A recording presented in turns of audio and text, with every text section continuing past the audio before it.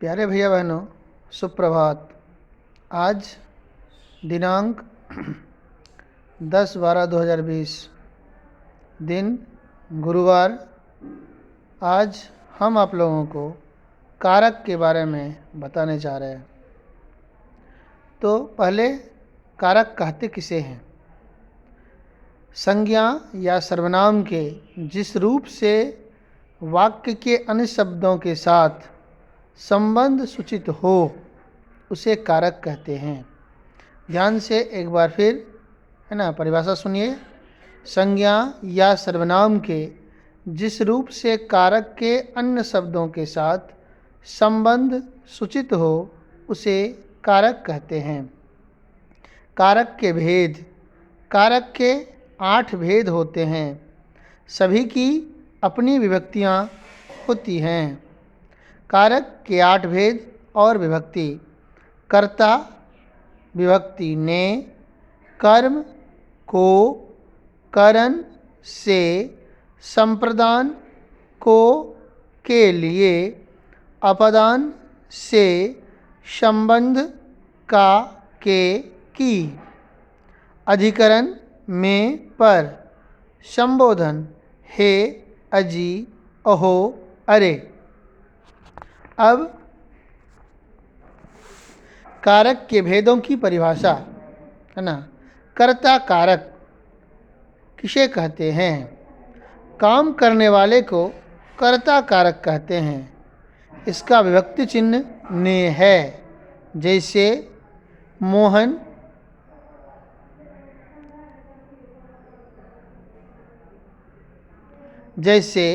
मोहन ने आम खाया, है ना। इसमें मोहन ने आम खाया, विभक्ति चिन्ह ने है। इसी तरह कर्म कारक जिस शब्द पर क्रिया का फल पड़ता है, फिर से ध्यान दीजिएगा, जिस शब्द पर क्रिया का फल पड़ता है उसे कर्म कारक कहते हैं, है ना। इसका विभक्ति चिन्ह को है। जैसे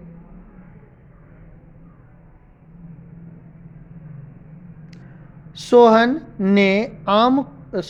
ने मोहन को पीटा। सोहन ने मोहन को पीटा। इसी प्रकार करण कारक जिस साधन से कर्ता काम करता है, जिस साधन से कर्ता काम करता है उसे करण कारक कहते हैं। इसका विभक्ति चिन्ह से है। जैसे मोहन कलम से लिखता है। इसी प्रकार चौथा नंबर है संप्रदान कारक जिसके लिए क्रिया की जाती है उसे संप्रदान कारक कहते हैं। इसका विभक्ति चिन्ह को के लिए है। जैसे गरीब को धन दीजिए, बच्चों के लिए दूध लाओ। इसी प्रकार पांचवा है अपादान कारक जिससे किसी वस्तु को अलग किया जाए या कोई वस्तु किसी वस्तु से अलग हो तो उसे अपादान कारक कहते हैं। अपादान कारक का विभक्ति चिन्ह से है। जैसे राम घर से बाहर आया, अंडे से चूजा निकला, पेड़ से पत्ता गिरा इत्यादि। इसी प्रकार छठा नंबर संबंध कारक जिस व्यक्ति या वस्तु का संबंध दूसरे संज्ञा शब्द से होता है उसे संबंध कारक कहते हैं। इसका विभक्ति चिन्ह का की के है। जैसे राम का कोट काला है, मोहन का खिलौना अच्छा है, नारद की गठरी मोटी है। इस प्रकार से अनेक उदाहरण आपको मिल सकते हैं संबंध कारक के। उसके बाद है ना अधिकरण कारक जिससे किसी काम को करने का आधार जाना जाए उसे अधिकरण कारक कहते हैं। इसका विभक्ति चिन्ह में और पर है। जैसे वह टेबल पर बैठा है, राम कमरे में बैठा है।